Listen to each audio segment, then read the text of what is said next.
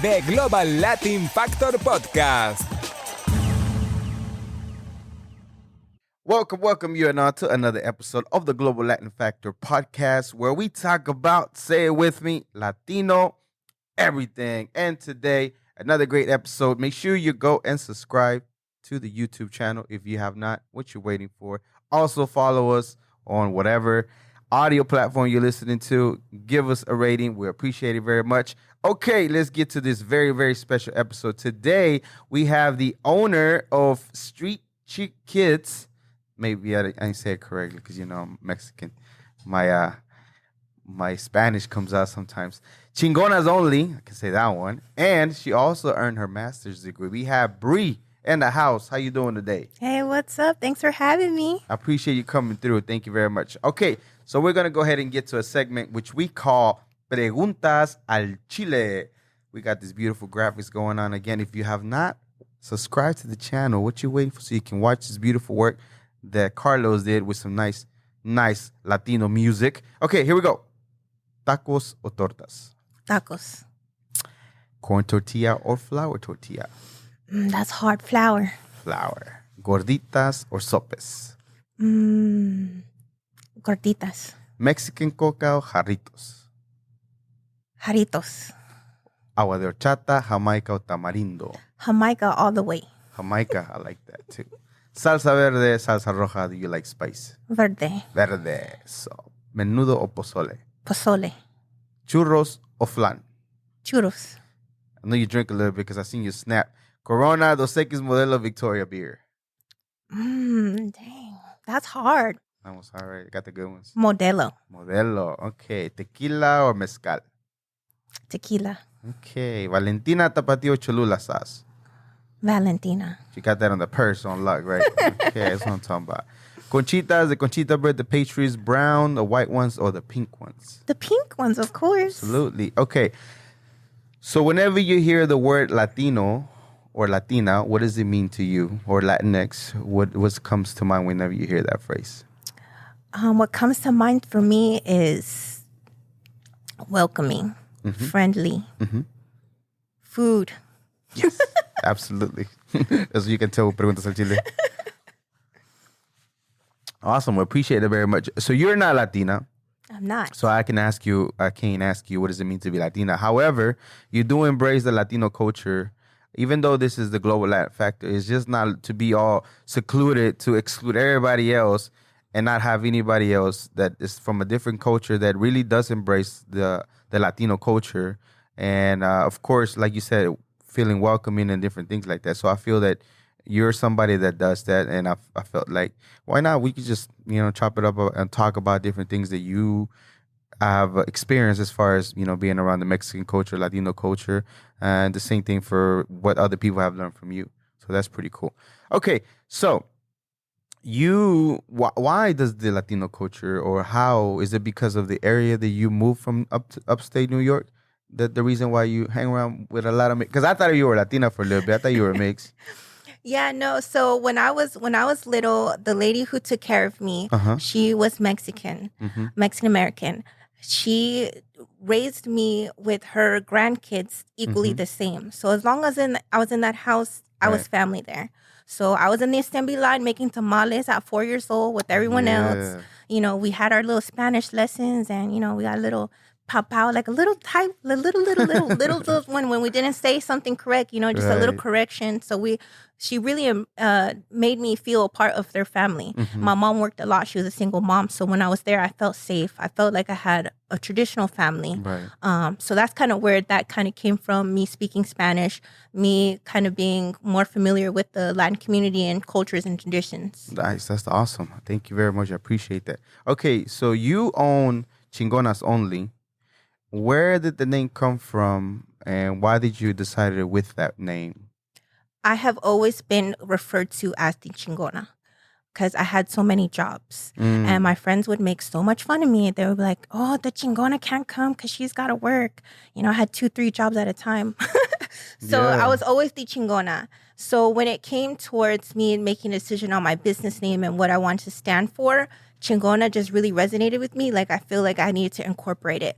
But then what had happened was, is I had a little bit of a conundrum with a friend of mine. She was not being chingona. Okay. So I had decided, you know what, from now on, I'm only hanging out with chingonas. Okay, I got And you. I had told my friend, she's like, put it on a shirt. And I was like, only chingonas? That doesn't make sense. And then that's when it dawned on me, Chingonas only. Ah, I see that. That's what's up. I appreciate that. Okay, so what drives you to do whatever the things that you do every day? Oh man, so the first thing I would say that drives me is just motivating myself to do better. I've come to a point, or I've come from a position where I didn't have much, I didn't have a lot, but so I was always trying to find a way to pay bills and do things like that. So just having side hustles and being able to provide for myself, and that's what just motivates and drives me. But on the other side of things, having the events where I'm able to help other entrepreneurs. Build their business, that's so rewarding, and that's really what makes me want to keep pushing to have bigger events and do more things within the community. Yeah, so I seen you needed to have 3 jobs if you were going to put yourself through school, right? You earned, because I kind of seen your journey through IG of your stories of having to go this and finally having to earn your master's degree. So that took some time. How long did that take? To get my master's, it was just 2 years. I went straight in, no break. I just went in straight for it. My undergrad, that took me a little bit longer because I did take some breaks in between. I didn't know what I wanted to do. So I was on a journey for that one. But the master's, I just wanted to get it done, and I just stayed focused and got it done in 2 years. Jesus, 2 years? Did you sleep at all? No, I don't remember sleeping at all. You don't remember sleeping during that time? No, I was imagine. working. I had Chingonas Only I was trying to build. I had Street Chic. I was doing the photography. I had a 9-to-5 job, and I was doing that. So I don't remember getting any sleep. Jesus, man. I'm glad. Hey, congratulations that you have your master's. That's awesome. I don't want to read a book, let alone go to school for a long time. Okay, so what do you want people to take away as far as whenever they hear? Because I seen Chingona before, and it was trendy, a couple of things, but it wasn't yours necessarily. It was something different. And then this is yours. But why? What do you want people to take away whenever they see the Chingona merch? Whenever they see it in display, whether you're on a pop-up or where they see it on a digital? Yeah, when people see my merch, I want them to feel like it resonates with them. I want them to see, their hood represented on something. Be like, oh yeah, West Dallas, that's where I'm from, Webb Chapel. I want them to feel like they're represented. Not just with the Chingonas Only logo, but just the other merch as well. I want people to be like, oh yeah, I know that, or that's where my cousin's from. Like, that's what really makes me happy when I see people walk by my booth and they're like, wait, you got something from Agtown, and then they're like, that's you got right. doormats, you got keychains, you have all kinds of stuff, right? As far as the merch. Yeah. I'm always trying to think of new ideas and new things that people would want to, have on their desk or want to have in their home. So I'm always writing down ideas and looking up new things and getting new samples and see what I think is going to really sell. That's pretty dope that you can see something about somebody's neighborhood and you can put it on something that they can take to their house and just be like, oh, that's my stuff, and it's in their house and it's part of their house. That's pretty awesome. Did you get any kind of like, I don't want to say backlash, but anybody made any weird comments because you're not a Latina, but you're using Chingona or anything like that? Yeah, no, not at all. I think, I've been doing things around Dallas for a very long time. So people are very familiar with me and my background and the things that I do within the community as a whole. And I try to be very cognizant of my brand and the events that I take part in. And sometimes people reach out and, they're doing something where they want to spotlight Latin American individuals or business owners. And, I was like, I want to save this space for a Latino person to be a part of this event. And sometimes they're like, no, come. Like, you do so much for the community in general. Like, we want you to be here. Right. So I always make sure that I put that effort in and have that conversation with people, because that's not my intention to take away space from a Latinx business owner when that space is for them. Yeah, and I know that it's a fact. Even whenever I was reaching out to you, when I first wanted to be interested, I was like, look, this is a Latina that I think is doing some wonderful things, which I'm still going to have her on. I'm going to reach out and have her on. But you did exactly that. You pointed me to somebody else. You said, I'm not Latina, but here's a person. And I said, okay, cool, but I still want to. But yes, you did that. Well, I appreciate it very much because you're right. Sometimes people are weird, and it's cool that you want to, if they're asking for a Latina, that you give them somebody. But if they still want you because of the work that you're doing and that you're really truly embracing the culture, not only just the culture itself, but individuals and entrepreneurs that want to put them on. So that's dope. And that's part of the things that your Chingona Only does, right? Whenever you have pop-ups. So what is it that you want to do whenever you have and host? What can the people, whether it's a vendor, whether it's anything like that, what can they expect in one of your events? Yeah, I mean, everyone can always expect to have a good time at one of our events. I try to make sure that, it's kind of like a party atmosphere, family-friendly party atmosphere. We just started having a DJ at the events as well to kind of make it a little bit more livelier. You can make some money. I work really hard to promote the events. I'm a one-person team. So anything that is Chingonas Only related, it's just me doing all of it. But I work really hard to advertise and promote and make sure that, every business owner that comes out makes sales. I take that very personal as far as marketing and making sure that, we don't have an empty event. Okay, so what is the I lost the train of thought. What was the number one? I'll go back to the previous question. What's your number one selling item that you have had so far? Oh, that's hard. So I think it's going to be a 50-50 split between keychains and stickers. Sticker. I got you a sticker. That's why you were happy. I love stickers. I have a sticker collection, so I'm so excited to take this home and put it up. Okay. So the thought came back, the affordable part. I don't know, maybe just me, maybe just doing my podcast, but I've noticed there's all kinds of pop-ups everywhere, all kinds of things. It's just, I don't know if it just started happening or maybe I didn't realize, so all of a sudden they became a thing. But some of them can get kind of pricey, right? Especially if you're coming up barely, if you just decided to, create an idea to have some kind of brand, but you make it affordable as far as if you want to be part of it, just at least to get the exposure of it, right?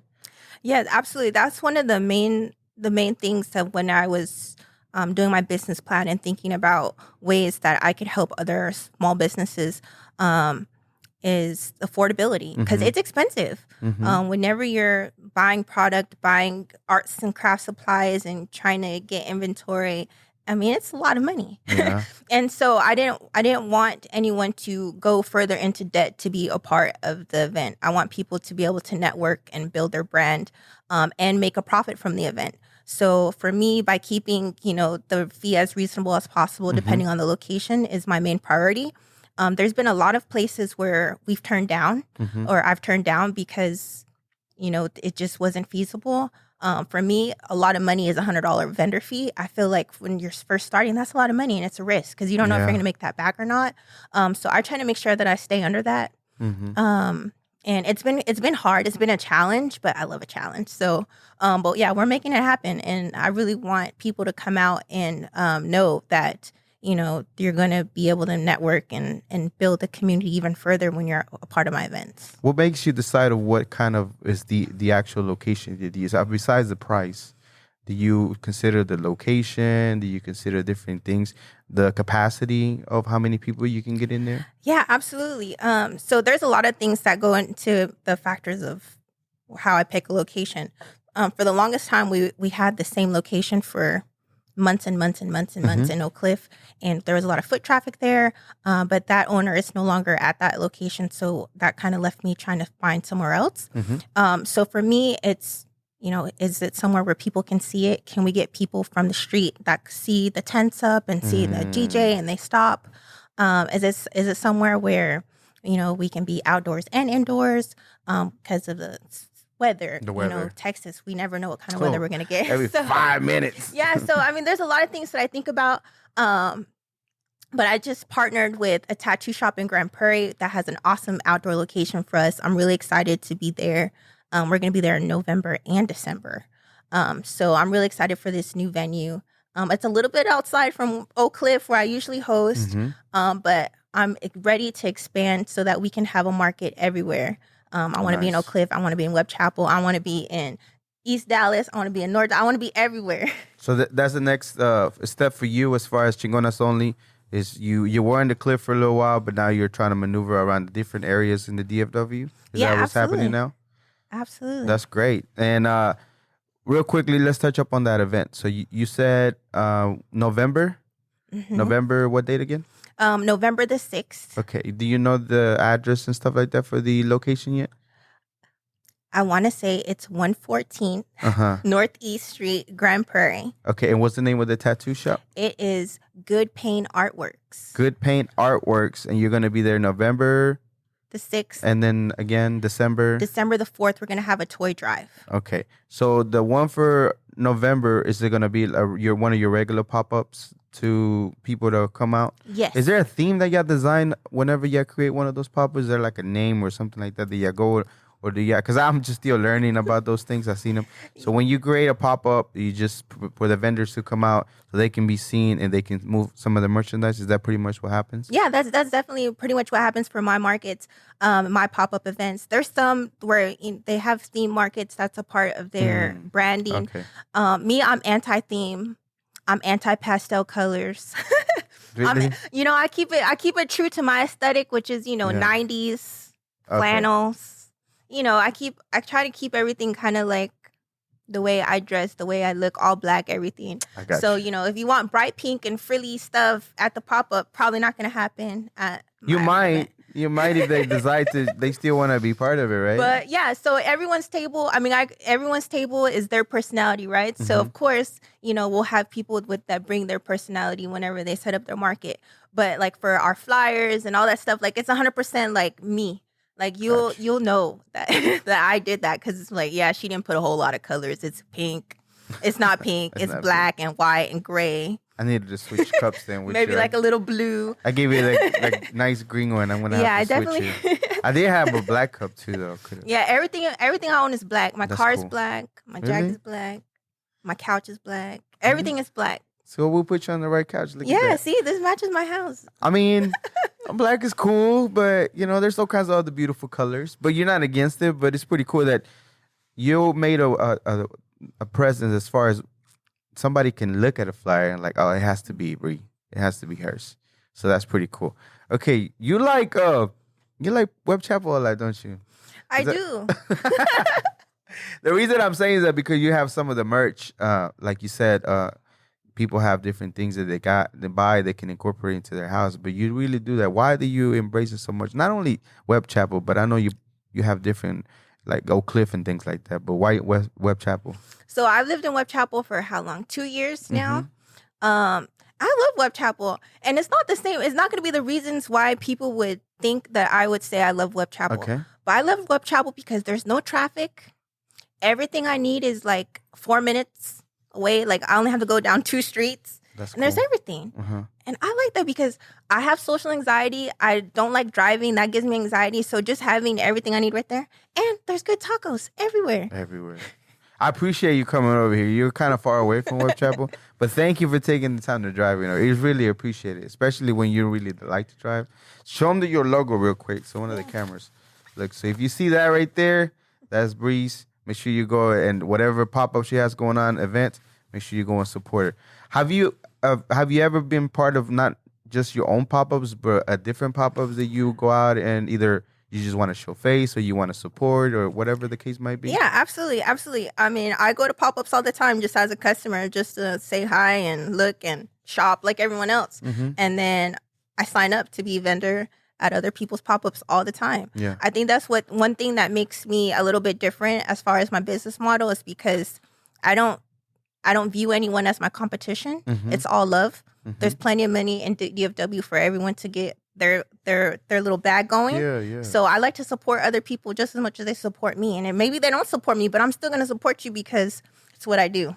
Yeah, that's what's up. And it's so weird because you're right. There's plenty of money to go around. The mentality that the money is short and there's not enough of it. And then I have to get the most is just the wrong, crazy mentality because there's plenty.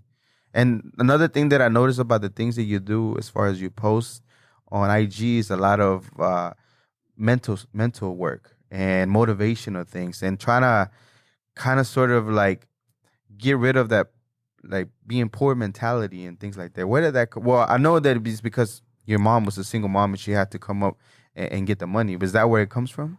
Yeah, I think a little bit of that is, I mean, whenever you're growing up and you, I don't want to say I didn't have or I was need, because I mean, my mom was a hustler. She worked 3 jobs, so I didn't really go without. But whenever you feel like you're not having enough in your mindset, it becomes bad for you. It becomes a habit where you always feel like I'm broke, I'm poor. But you have the basic needs, but in your mindset, you feel like you're lacking, right? But that's bad for you. So I always have the mindset, and I like to study manifestation. I like to manifest. I'm rich. I got more than I need. The universe is always providing me. So if I can share that, what I've learned with other people, I think that's great, especially as business owners, because, if you think negative, you're always going to have negative outcome. I always think positive. I'm going to sell every day. Every day I wake up, I'll make all the money I need today. Yeah. And I put that into the universe. And the universe has never failed me. I've never lagged. I've never missed a bill. Like, I always get what I need because I have that positive mindset, and things are going to happen once you start speaking positively. Yeah, not only speaking positive, but when you're talking inside your mind, those words are still doing something. Like, people think I'm crazy, or we were talking about it. I had 2 authors, and we talked about Tupac. And Tupac's lyrics, a lot of them said about him being killed and murdered or things like that. And that came to be. Not only him, but Biggie and different rappers. Certain things that they say, the word is very powerful because it comes back and something happens. Same thing whenever you're saying good things, Like, I always say this one because I'm also into those things like that. Like, for example, whenever I know that I'm going to possibly be running behind, I said I'm always, instead of saying I'm going to be late, I said I always make it on time. I always make it on time.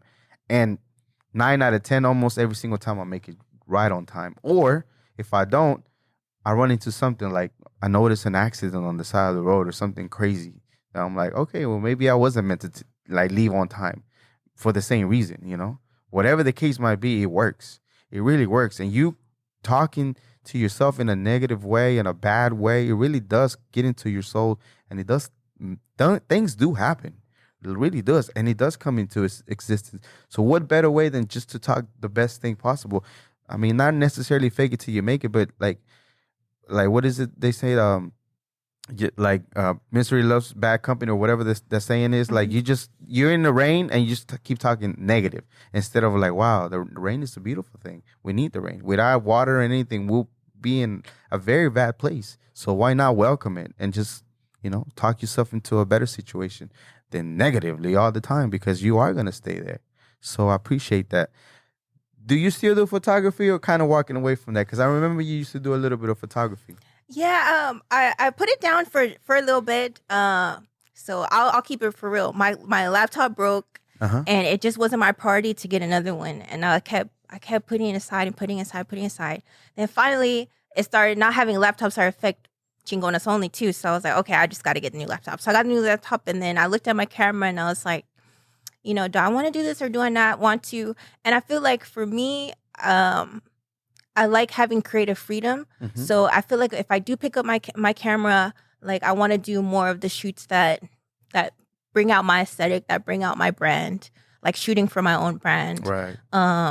More so than what I was doing before. Because before I did a lot of like sports photography. I was doing family photos. I was doing a lot of other stuff. But I feel like the next time go around that I bring it up, I think I want to more focus on the things that really make Chingonas Only and make me. What about incorporating that photography into the events you have already? Like some of the pictures of the ones that match the things, the vendors and things that you already have. Yeah, I've thought about it and I've tried it, and I'll be really honest, I failed miserably. Why? There's just so much going on at the events for me to like. I tried, I really did, but for me to try to be a host and have my vendors good, and then also run my booth and then run around with the camera, it was too much. It's too much. Like, I was like, okay, I learned my lesson. Maybe when you go to one of the pop-ups, then you can capture some of those. Yeah, that would be a good idea. That would be better. Yeah, you're right. Because I've been part of events and putting in you're running everywhere. You don't understand how much your attention is needed whenever you put in an event together. Or you got to be here, or this, and that, and then, oh my goodness. Before you know it, it's like And then you have to run your own booth too. I was like, it's too many places. Okay, what was going back to the previous question about being part of it? What was the biggest pop up or event that you've been part of so far? I would say I did the Dallas Lowrider picnic. It was in September 18th, I believe it was. Yeah. That was the biggest event that I've ever done as a pop up vendor. Yeah. How'd it go? It was amazing. It was good. I sold out of like almost everything. For real? Yeah. Wow, that's awesome. So you looking forward to that one again when it comes back? They can sign me up for anything that they're at. I'll be there. You'll be there.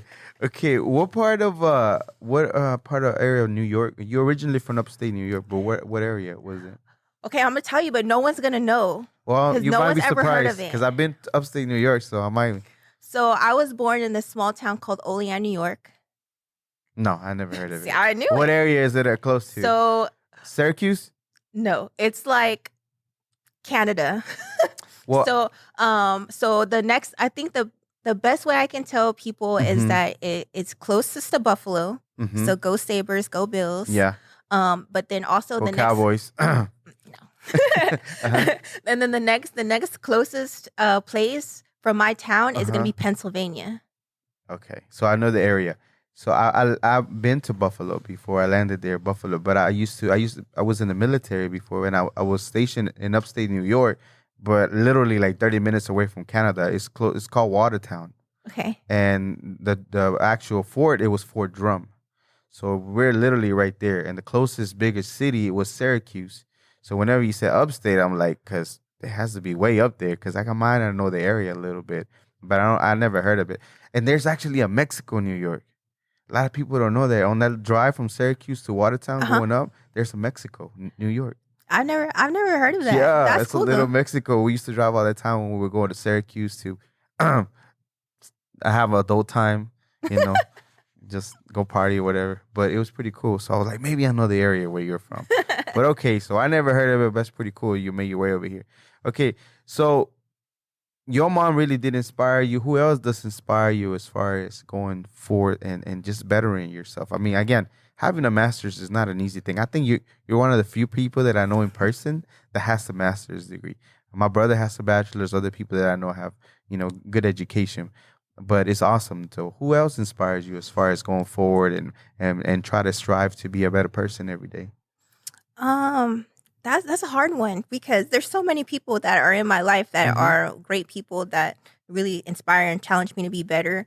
I mean, I have 2 little sisters, and everything that I do, I always think like, am I reflecting a good image and portraying who they should be?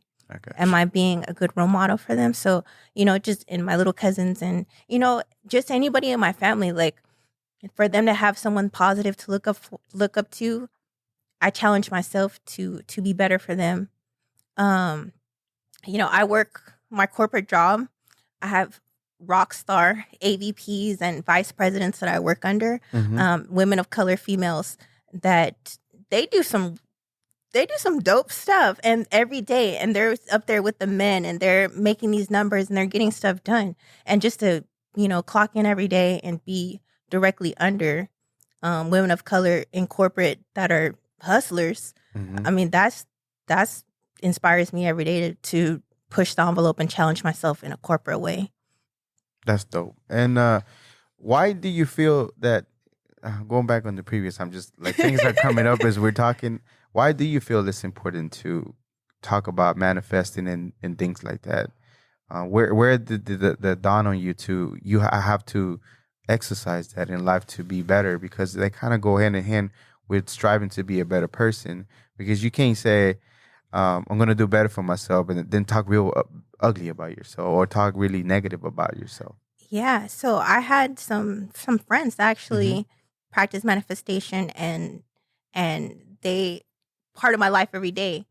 And they would call me out, be like, don't say that about yourself or don't say that about your situation. And I'm like, what are you talking about? And like for the longest time, I like dismissed everything they said until one day I was like, what is the shame in me trying? What could that do?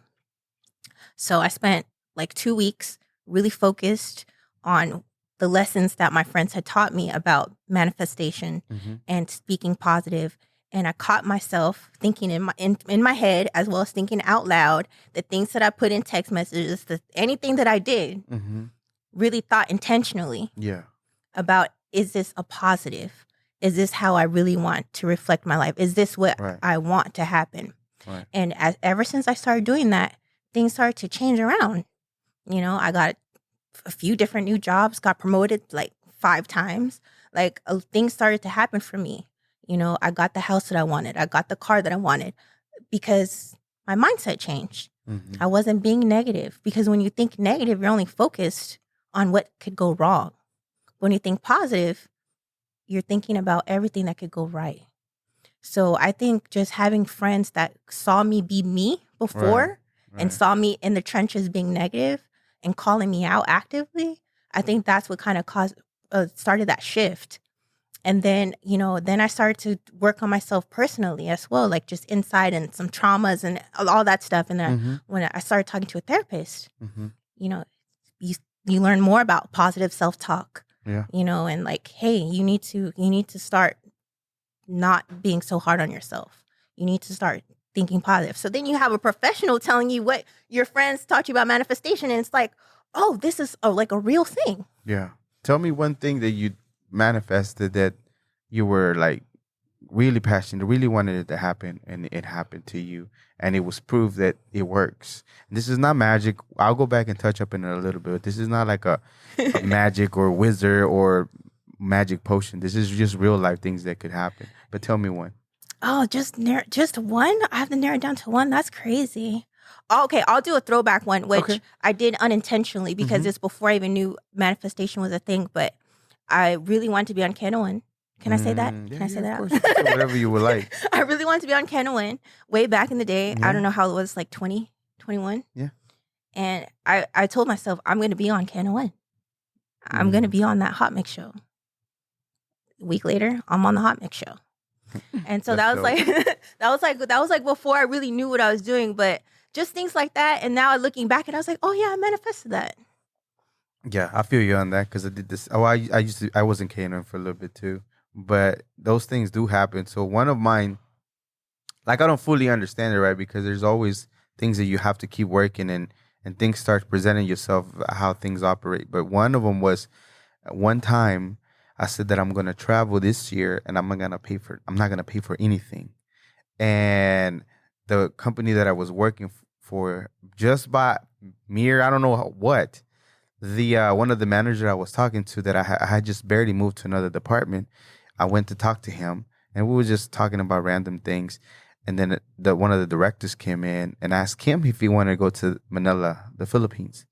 And he's like, oh, I can't. I have my little girl. But Crispin can. And I'm like, I just looked at him like, huh? And the director's like, can you go?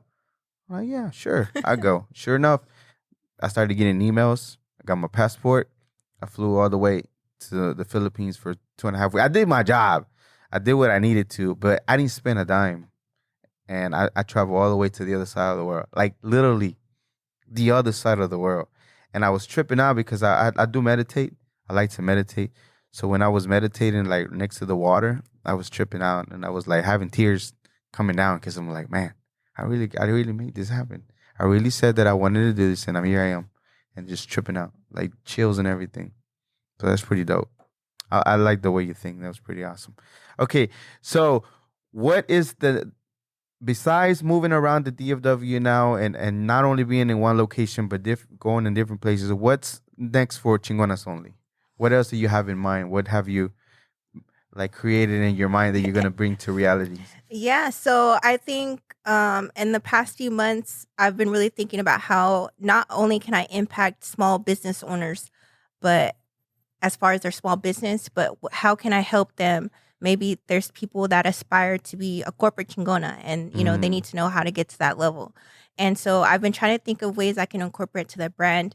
The other day, I actually did a one-on-one session with one of my followers to help her rebuild her resume, give her some interview tips, you know, and just kind of give her my expertise on, you know, leveling up as far as your corporate life.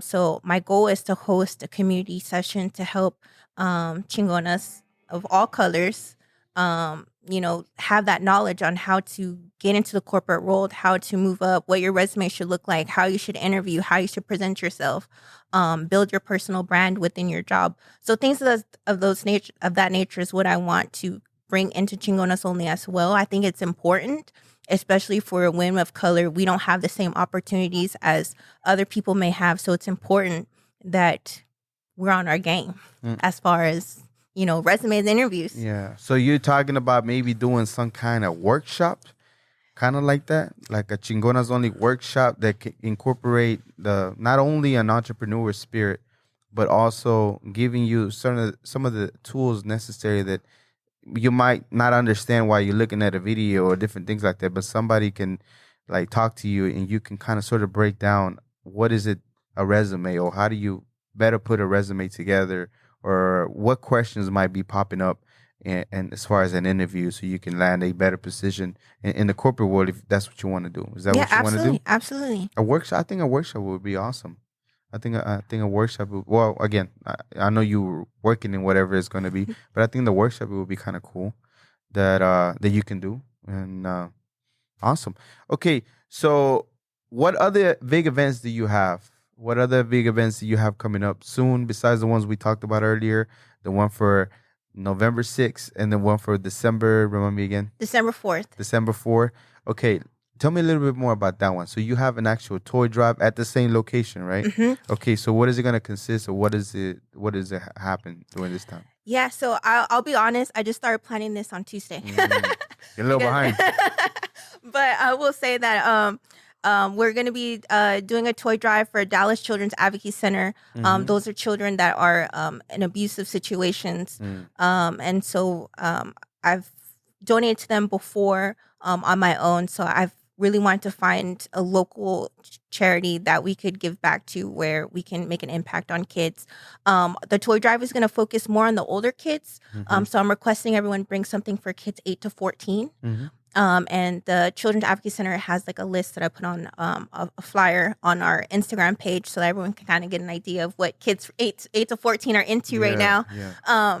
But yeah, so we'll have the toy drive. We'll have a normal pop-up. We will have the DJ.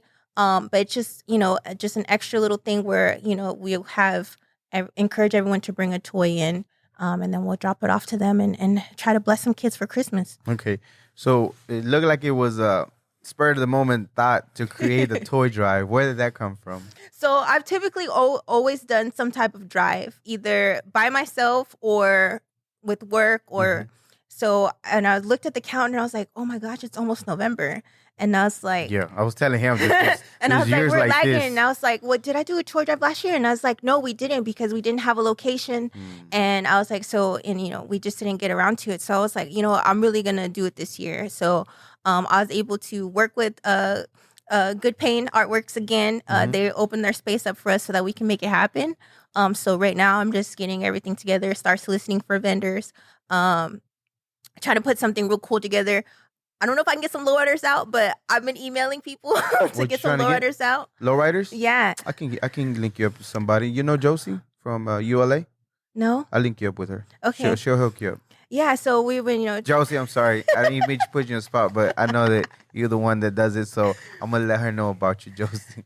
Yeah, and I want to get some other local organizations a part of it as well, some nonprofits. Usually at most of my events, there's a few nonprofits that ask to join in. Of course, there's no vendor fee for them, right. So they can educate people about their services. Some people are, asking for volunteers, or maybe they're selling an item that goes to their nonprofit. So, I'm trying to put all that together. I work really good on the fly. So it's going to be a great event. We still have plenty of time, but yeah, I just thought about it and I was like, I'm just going to make it happen. So that's just what I do. Awesome. So the event is going to be kind of like a regular pop-up, but it's going to include a toy drive. So is the fee for the vendors going to be a toy, or are you asking the people that are coming out for the pop-up to shop to also bring a toy, or both? No, that's a great question. So we're encouraging the vendors to also bring a toy. It's going to be lower than our normal vendor fee, and so that way they can. So they get a discount for bringing a toy. Right. Okay, awesome. Right. So that way it kind of just helps, because I know some people, they may not be able to do both. So we'll find a way. We'll do the math. We'll crunch the numbers and we'll make it happen. So where people have that availability to. I mean, you will make it happen. And you'll crunch the numbers. Yeah. That's me. So we'll make it happen so that, like I said, it makes sense for the business owners, but we're also helping the kids. At the end of the day, we can't always think about money, right? So me as a business owner hosting an event, I can't always think I need to make a profit for myself, right? Because that's not a good mindset. I need to figure out ways where I can help my community, help the community of DFW, help women of color, help people of color, help the Latinx community, the Black community, whoever it is. That's my ultimate goal at the end of the day. So sometimes I have to take off that business cap because I'm so used to it with my 9 to 5, because that's real numbers. Right. And I have to wait a minute. How can I fix things to make sure that I'm making a contribution? Yeah, that's true. And the why that particular age group and why that particular area, that organization that you're going to donate the toys to? Yeah, so I mean, just when you think about it, whenever we do toy drives, sometimes as customers, we just go in and we find toys, right? So we just, and usually those toys that are less expensive are for 0 to 2 years old, 3 to 4 years old. It's the building blocks and, great stuff, but we kind of limit ourselves to little kids. So usually based on kind of what I've learned and researched over the past, few months of trying to learn more about nonprofit and donation drives and things of that nature, there's usually the older kids are kind of missed. Yeah, and left you know what? out. I never thought about that because I've done toy drives before too, and I know that they're toys, but I never look at if it's going to be for a bigger child or a certain age group that might be left out without a toy. And that's a great idea that you thought about it. Why did it pop into your mind to make sure that those kids are also included? Well, I think it's important that all kids experience Christmas, not just the little kids, and I've seen, where, and just kind of looking in from a different window into other people's lives, how the younger ones get things. Oh, yeah. But the older ones are kind of, because they are older, for the spirit of Christmas or whatever reason, they kind of get left out. Right. And so I just think it's important for all kids, especially these kids that are part of the Children's Advocacy Center. They've had a hard life. They should have at least one special day where they get a toy that is meant for them, that is age appropriate for them. And I was looking at the list, and it's Bluetooth speakers and Bluetooth earbuds and curling irons and curling rods. And yeah, they're a little bit pricier than the little kids' toys, but not that much. Not about much. You're right. Like you go to Five Below. Five Below. That's my spot. Five Below, and you find some good things that do work for like a nice present for a kid within that age group. So that's dope. Awesome. Why, again, I don't know if you answered the question, but that particular one, why that one mostly is the one that you want to, that organization? Why? Yeah. So with Children's Advocacy Center, I mean, their focus is children that have been abused, and most abuse that happens for children happens from within their household. So just thinking about how special these kids are. Right. To, have gone through what they're going through and still, pushing through and still trying to have that childhood and still trying to, live every day knowing that the trauma and the hurt that they've been through. I think that's something that really touches my heart. Because at the end of the day, kids are kids. Right. And to have that, just to know that, someone in their family or someone that they knew has harmed them. And now, they have to go through that all life with that heavy pain. So I think just knowing that center is benefiting those kids that have been through some really, really tough, difficult situations really touched my heart. Yeah, that's dope. Because it is true. They're going to have to go through that as kids, already being kids. And then in addition, having to, go as adults and having to eventually deal with that trauma and having to, eventually realize that the world is not all evil, not all the time. They just so happen to be that something happened to them, and hopefully that this day and this toy can bring a little bit of joy for that particular moment. So it's great. I never heard of this. You let me know the address once you get the address. That is the address you said though, for sure, right? Or you want to double check? I'm 97% sure that that's the address. Okay. It's right on Main Street. We'll put it on the description. Just send it over Yeah. to me. Okay. What other events do you have going on or in planning in the future? I think it's pretty much over for the year, right? 2023? Yeah. So those will be probably the last two events, unless there's another event that pops up that I join a part of someone else's. But then, pretty soon I'm going to be start planning for February.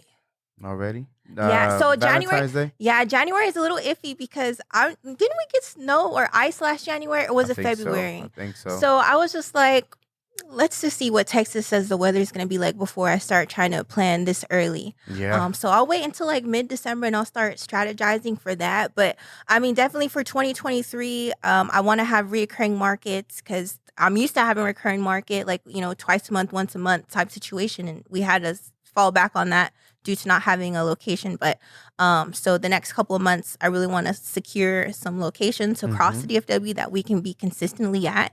Nice. And having that market that, everyone kind of knows, like, oh, it's the first Saturday, so it's the Chingonas Only pop-up, so let's go. And like, kind of have that brand recognition for the market and the pop-up, so that way people, already know what's happening. Vendors can already plan accordingly. So just really having that is what I really want to look forward to as far as events go. But I'm down to sign up for other people's events as well. So I'm just waiting for, everyone to kind of reach out to me. Let me know what's happening for 2023.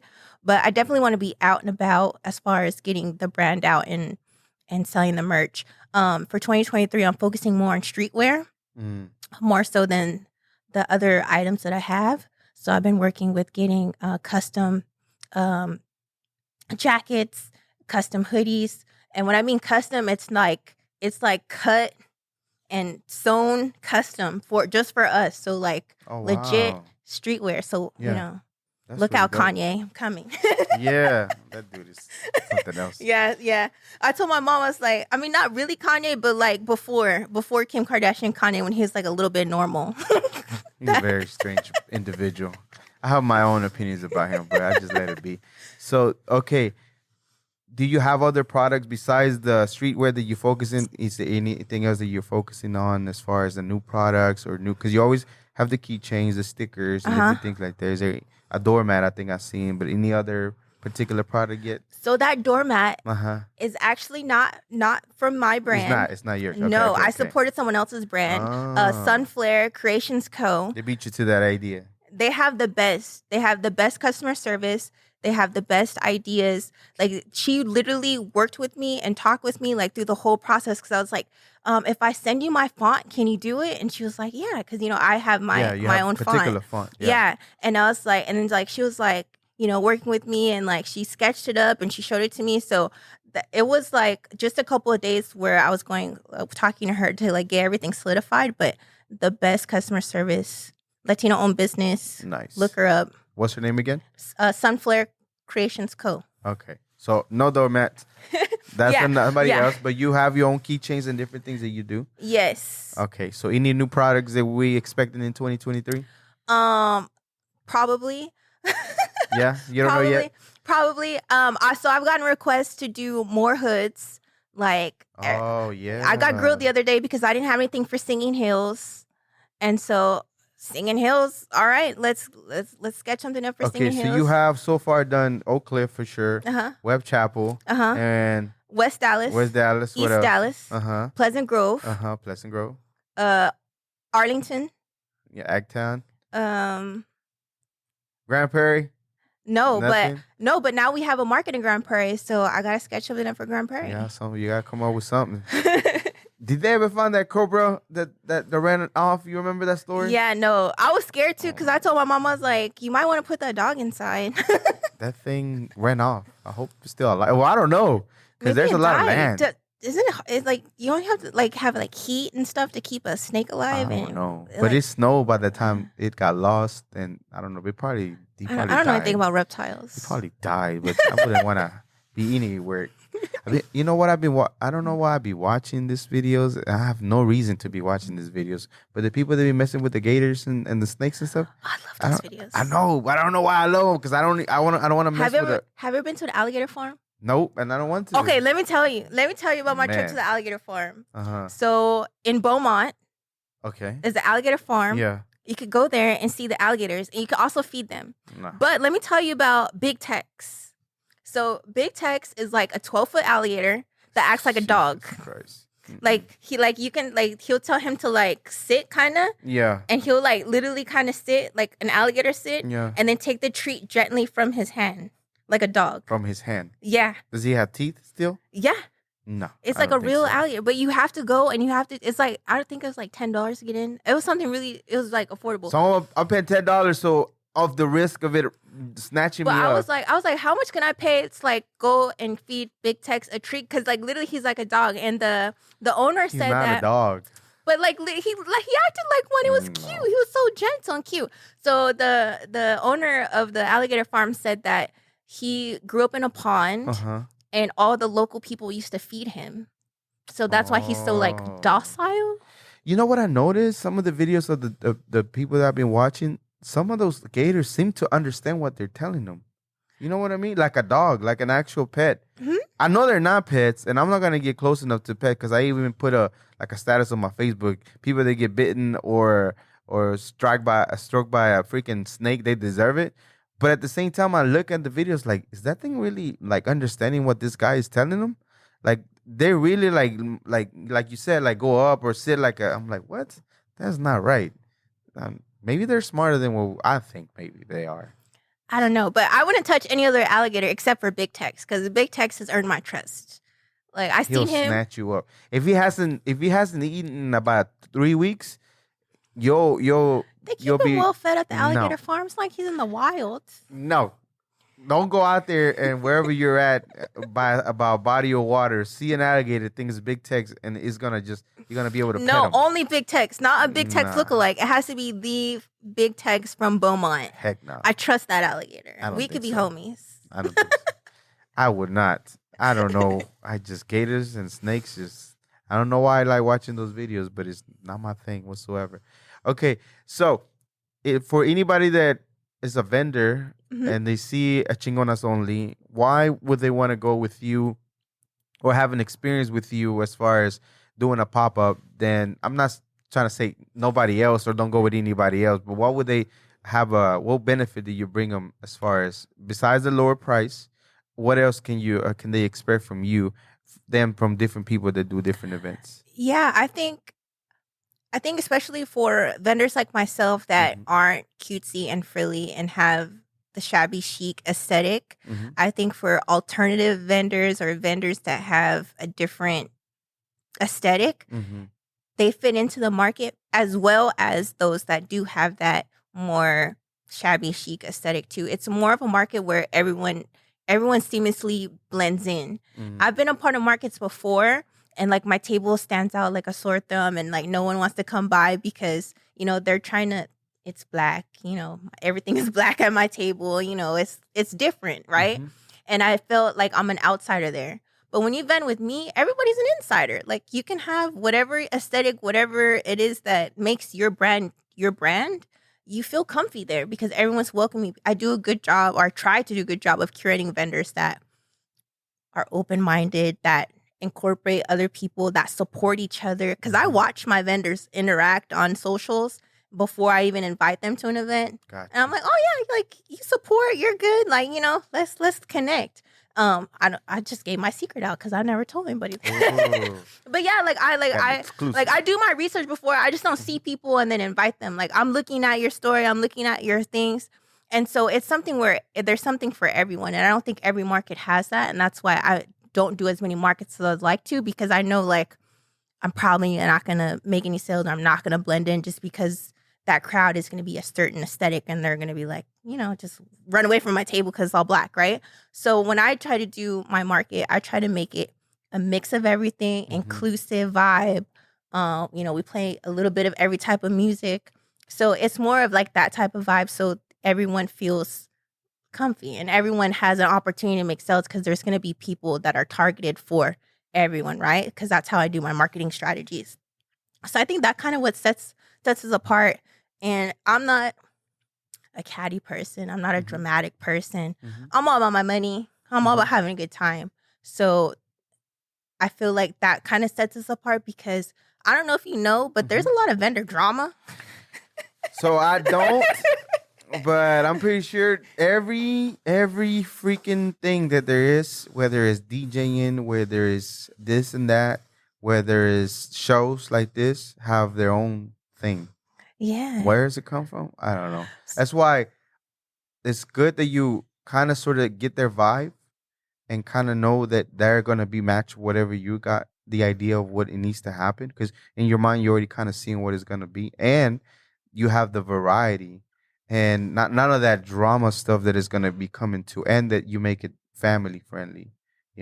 I'm pretty sure there is, because there's so many pop-ups that I've seen. There's so many of them. And I wouldn't doubt that, again, the mentality of there's not enough for everybody is going to create some problems. I don't doubt it whatsoever. Yeah. So. I mean, I personally haven't really encountered any, but I've heard some stories. And so just like, I've put a post a few months back, just these are my rules. Like, you come in, if you want to be a vendor, you're supportive.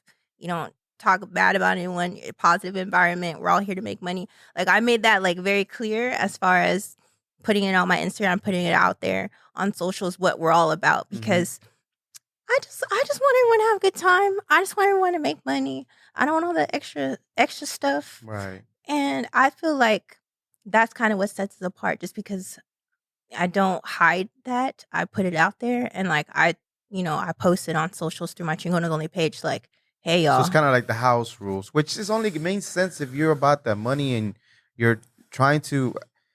It only makes sense to support each other if you're already there. And then, not to mention, why the extra stuff if the bottom line is to make, bring your product out so people can see it, get a better name, because you don't want a reputation that you go into a certain place, pop-ups, and you always creating issues, and then sell product and make money. Yeah.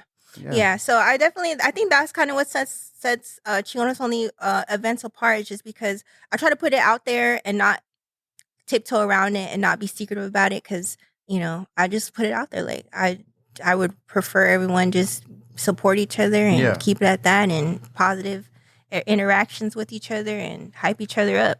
And so that's what I think that's really what our markets are all about. My markets are. Okay. I keep saying are. Hey, it's a big market. So if you're coming to pop up and they want to, do they reach out to you? What's all your social media contacts they can reach you at? Yeah, so I mean, Instagram is always the best way to reach me. I try to respond as quick as I can, and it's just ChingonasOnly. And then you got the website as well. ChingonasOnly.com. Do you do your own artwork in the website too? So, funny story is I've been teaching myself how to do my own artwork. So I would say 97% of the designs that are out were done by me.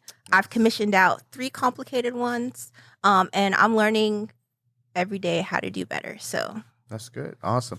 Okay, one quick question. So if you were, and we're about to wrap it up, so thank you very much for being here. Again, I know that you don't like to drive, but I appreciate it that it's dark and you came from far away, so thank you. Traffic was dying down anyway, so. But if you were a very important lesson that you would have learned doing this business or in general in life that you can tell your younger self that somebody else can learn from it, what would that be? I would tell my younger self, don't doubt yourself. Just go for it. Okay. All right. I want to touch back before we leave on that manifestation part and that thing. That stuff is like real. It's not like a made up thing. And you hear it and this and that, but you got to understand that it's also in the belief that it works in order for it to work, I'm not too much of religion, but there's certain things that say, how do you ask? Like, what is the correct way to ask, or how do you pray? Well, you pray as if it's already yours, And the manifestation part is like you see it, you visualize, and the visualization too is like you're already touching it and experiencing it and literally like living it. And that's the reason why it makes it happen. If you say that affirmations don't work, that within itself is an affirmation. You're not believing that part. So you have to surrender to the thing that if things have not worked for you for a long time and you just keep at it and they don't work, but you have the same mentality, you're creating insanity within the mind because you're doing the same thing over and over, expecting different results, and it's not going to happen. You have to be able to surrender to thinking a different way, flipping the page, and giving a chance to something that could possibly change your life. So if you believe that it will and you're willing to, and you start exercising little by little until you start literally believing, things will happen for you in your life that will change your life.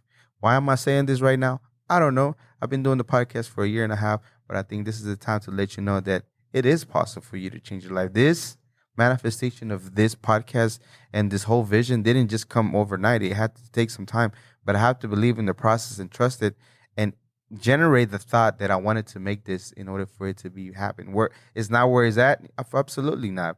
But I'm not against the work, and I know that because the mindset and the belief is already created that it's gonna happen, then you just got to do the work. You just have to go through the motions of doing what you need to do, and then just like Chingonas Only became, I'm pretty sure, of a thought to create an actual tangible thing that moves around now in the DFW. That's how it comes to be. So you just have to believe that it does happen because that's part of the process for it to be a real deal, a real touchable thing that you can have here in this world. So that's all my part on that. Okay. So I have one more question, but I appreciate you being here again. I know I said it a few times, but it really, truly means a lot, especially when you don't even like to drive or leave the house and leave your puppy. But we're doing everything that you do, the mindset, manifesting, which I think is universal, not to mention being able to give the opportunity to other vendors coming up to be able to show and showcase whatever they have going on, whether it's Latino or not. It's still, to me, I feel like you're a global Latin factor. So, Bree, you're a global Latin factor. Thank you for being here. One last question for you. If anybody was to Google you or search you years from now, what do you hope for them to find when they search you? What do I want them to find? I want them to find Chingonas Only in stores. I want us to be in Neiman Marcus. I want us to be, I don't know, Nike sponsor us. Nice. I want to be in the big time. On deck. Always got the Cortez on I know, deck. and I can't even find any new Cortez because the resellers took them all. But anyway, that's a whole nother story. But yeah, no, Wow. I really want to be, in stores. I really want people to recognize us as a streetwear brand, the biggest female-owned streetwear brand in Dallas, in the nation. I'm thinking big. No more thinking small. Yeah. 2023 and up, we're in big leagues. Yeah, absolutely. Chingona, if you didn't know, translation is badass. Somebody that's badass. Somebody that is like you can incorporate leader within that. But the word itself is really not a translation. Somebody that is a badass, pretty much is what it means. So Chingonas Only, badass only. So we appreciate you. Thank you very much for being here. We're going to wrap it up. Again, subscribe to the channel, YouTube channel, audio. Listen to us again. We appreciate the ones. We're moving up. And it's all thanks to you. Again, this was another episode of the Global Latin Factor Podcast. Remember, we're just like you. We are the spice in this melting pot that it is the world. Until next time. Bye. Thank you very much for checking out this episode of the Global Latin Factor Podcast. If you are enjoying the content and the channel, go ahead and subscribe. Help us reach our goal of 1,000 subscribers so we can bring you more episodes, more channel. Go like, go subscribe. Go write a comment. We appreciate it very much. Thank you.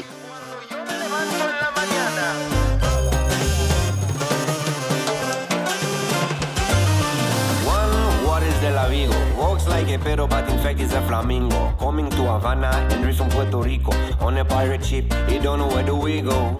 The birds of the jungle chasing fortune and